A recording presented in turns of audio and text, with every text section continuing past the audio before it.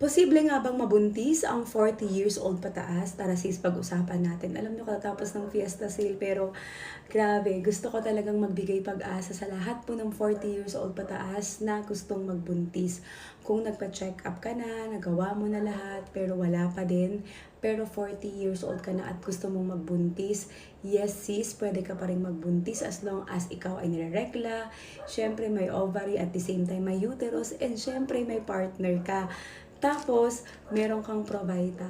Alam mo ba sis, pag 40 years old pataas, bakit marami pong nahihirapang magbuntis because of hormones, yung level po ng stress natin. And syempre po, hindi na po, ayan, maayos, heal yung gut natin or slow na po yung metabolism natin, which is may mga factors po yan kung bakit nahihirapan ka po mangitlog, ayan, nahihirapan ka din pong magbuntis, ayan, kahit regular ang mens mo, ayan. So, mga sis, I know that healing our gut, at the same time, balancing our hormones and boosting our metabolism really helps. Si Provita po, marami na po itong natulungan at alam ko sis, ikaw na ang next.